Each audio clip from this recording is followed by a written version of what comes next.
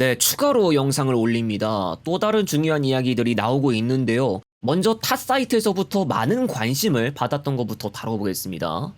천안 속초 노선이 오는 7월 1일자로 운행을 개시합니다. 동부 동양 대원고속 3사가 공동 배차해서 총 5편 편성되고 오늘 토요일 천안종합터미널 홈페이지를 통해서 공지가 됐습니다.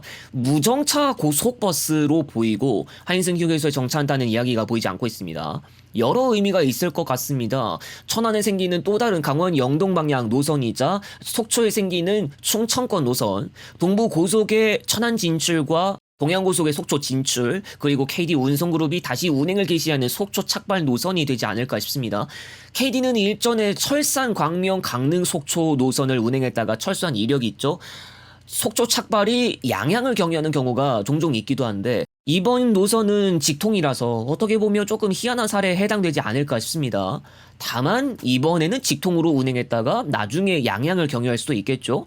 인천 속초 직통 노선이 나중에 양양을 경유하기 시작한 사례가 있습니다. 그리고 이번에는 금화 버스그룹과 함께 금호고속의 노선망에 대한 이야기를 해봐야 할 것 같습니다. 7월 1일에 의정부 구리 구미 동대구 노선에서 금호고속이 철수하는 대신 금화 리무진이 배차에 참여합니다. 좀 놀라운 건 금화버스 그룹 소속사가 최초로 수도권에 진출하는 것이겠는데요. 금화 계열사는 영남 지역 위주로만 운행하는 노선들이 많고 좀 더 확장해봤자 포항광양 노선밖에 없었죠. 더불어 이번에 군산, 익산, 전주, 김해, 양산 노선을 금호고속으로부터 받아오기도 했습니다. 이번 시즌 금화 계열은 노선망에 큰 변화가 일어나고 있어요. 동해안권인 강릉, 동해, 울산 노선에서 철수도 예정되어 있죠.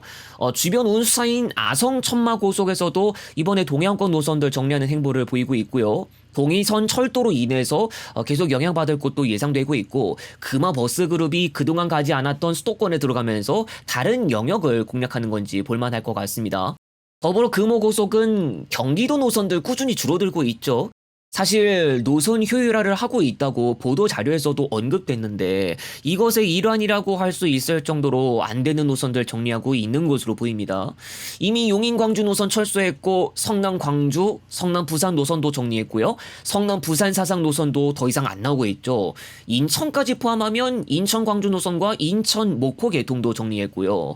그래서 인천 안산 익산 노선이나 의정부 광주, 시흥 안산 광주, 성남 순천 여수, 수원 광주, 오산 전주 정도밖에 안 남았습니다. 초단거리면 서울 경부 안성 노선도 꼭 포함할 수 있겠죠. 의정부야 기차를 바로 타지는 못해서 버스를 타는 게 나을 수는 있어도 의정부 광주 노선 운행 횟수가 너무 적거나 휴일에 좌석들 잘 못 채우는 경우도 있는 것으로 보입니다.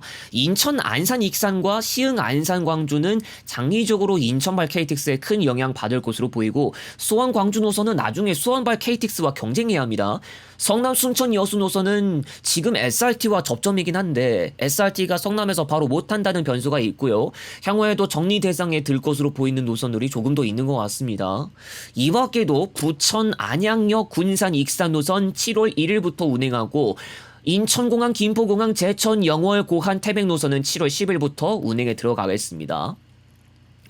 네, 어제 공공기관 경영평가가 발표됐습니다. 도로와 철도기관 정도만 말씀드리자면 B등급의 한국도로공사, 국가철도공단, 도로교통공단이 받았고 C등급의 코레일, 인천국제공항공사, 한국공항공사가 받았습니다.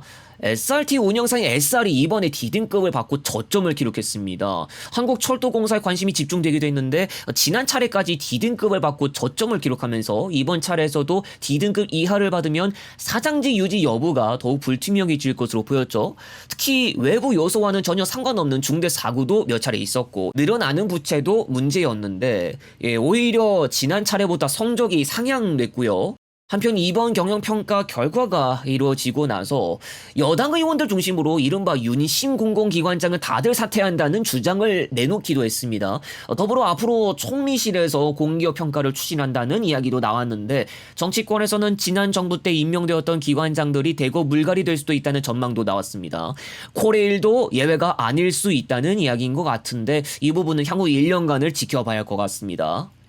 그리고 SRT 운영사인 SR의 이종국 사장은 이번 경영평가 발표 이후 사의를 표명했습니다. 이종국 사장은 2021년 말에 취임해서 사장직을 수행하고 있었는데요. 지난 차례 C등급을 받았지만 이번 차례 D등급을 받았습니다. 이러면 임직원이 성과급을 못 받으면서 기관장에 대한 경고가 들어가기도 합니다. SR 안팎에서는 4년 동안 철도 사고도 없었고 중대 재해도 발생하지 않았고 지난해 60억 원 넘는 당기 순이익을 냈는데 미흡 평가가 납득하기 어렵다고 밝혔습니다. SRT가 왜 D등급으로 판정났나에 대해서 평가위원회 재량 점수인 5점 만점에 가점에서 갈렸는데 지난 차례 총 3.02점을 받았지만 올해는 국정과제 등 핵심 정책 이행을 위한 노력과 성과 부분에서 엇갈리면서 총 2.628점을 받은 것으로 나타났습니다. 이게 추상적이어서 심지어 국토교통부에서도 정확한 의미가 무엇인지를 알지 못한다고 알려졌고요. 혹시 이번 정부의 공약으로 내세워지기도 한 KTX와 SRT 통합이 뒤늦게 결과에 영향을 미친 것이 아니냐는 관측도 나오고 있습니다.